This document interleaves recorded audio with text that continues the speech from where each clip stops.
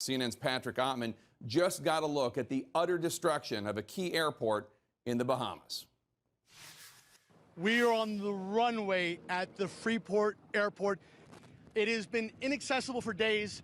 There was a river between the rest of the city and this airport. It was completely underwater. It looked like the waves were crashing against this airport. Look how destroyed it is right now. Just about every side, 8 feet to 10 feet up, has been leveled, ripped in, torn in. Look at it now. I don't recognize it. There's not a wall standing.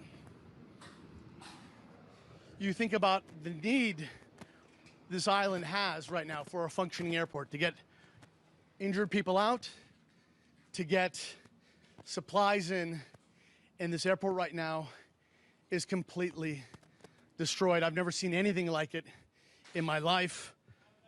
This is complete and utter devastation like I've never seen. Jose's gonna point the camera over here. Look at this, that's a wheel. This is the underside of a plane. This is what's left of the wing. You think of the force required to throw a plane from the runway into a terminal. If anybody was here, I don't know how they would have survived. I've seen a lot of damage on this island. This is the absolute most devastated area I've seen so far. It will be impossible for anybody who is injured or just wants to get off the island to leave from here. Aid will not be able to come in to this part of the airport, into this airport at all, because it's just a debris field now. So if help is going to come, it's going to have to come through some other way, boats, another airfield, but this is really the only this is the only airfield for this island, and it is in utter ruins. It's Patrick Ottman at the Freeport Airport, which is in Grand Bahama, in the Bahamas. Hi, I'm CNN meteorologist Jennifer Gray with an update on Dorian, now a dangerous Category 3. This is a major storm. Once again, it has been upgraded. 115-mile-per-hour winds now with gusts of 140, moving to the north at 7 miles per hour on this track. It's going to continue to head to the north and east right now south of Charleston, but it looks like the landfall will most likely be somewhere in North Carolina.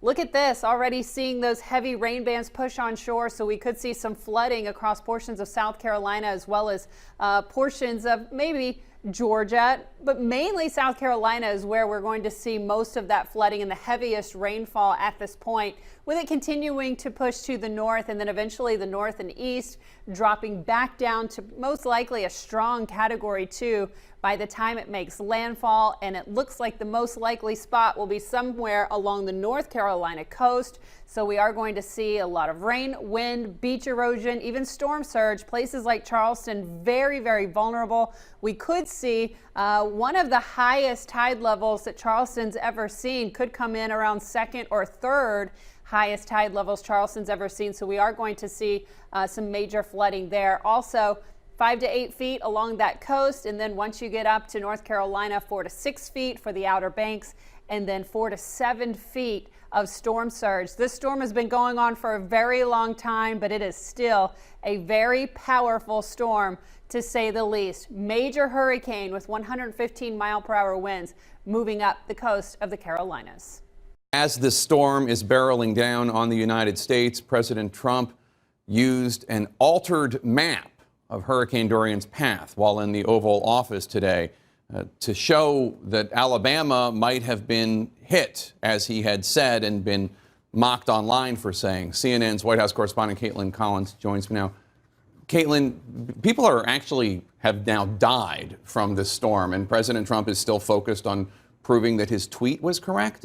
And remember, the president is in charge of overseeing the federal response to a storm like this, so that's why it's incredibly important what a president says in a time like this. And this all goes back to this briefing today in the Oval Office, this hurricane briefing the president was receiving, where he pulled out this dated map, a map that he received during a briefing last week that showed the projection of the storm of Hurricane Dorian. And it had this little thing called the cone of uncertainty on it. That's where the potential of the storm could go, but the experts aren't exactly sure because, of course, like this one did, it turned. But of course, today it had a little addition to it, this black Sharpie line that had been drawn on top of that projection cone, showing that Alabama could potentially be in the path of Hurricane Dorian, even though experts had said that was not the case. This comes after President Trump tweeted on Saturday that Alabama could be impacted by the storm, could be hit by the storm, something he insisted later on at the FEMA headquarters, even though the National Weather Service in Birmingham, Alabama, came out in a tweet and said Alabama was not going to be impacted in any way by Hurricane Dorian. Still, since those tweets came out, since the president was criticized for saying that they could be impacted when they were likely not to be, according to the experts, the president has insisted, yes, Alabama was in the projected path of this storm, as he did today with this doctored map, which, of course, there are questions now about who it is that altered it. The president said today he doesn't know. We know he's famous for using Sharpies to write letters to people. DHS is saying they did not provide the president with this altered map. And NOAA, which handles a lot of this, said they don't know, and they're referring us back to the White House on this. Okay.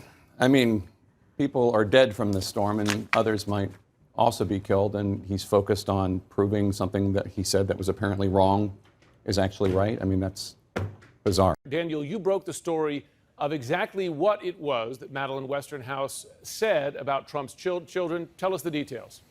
Yeah, so I called around lots of sources in Washington because everyone in D.C. was wondering what exactly she said to get fired. And what I found out is that she bragged to the reporters that she had a better relationship with the president than Tiffany and Ivanka Trump, Trump's daughters, and also that Trump did not like being in pictures with Tiffany because he thought that she was overweight, and that he couldn't pick her out of a lineup.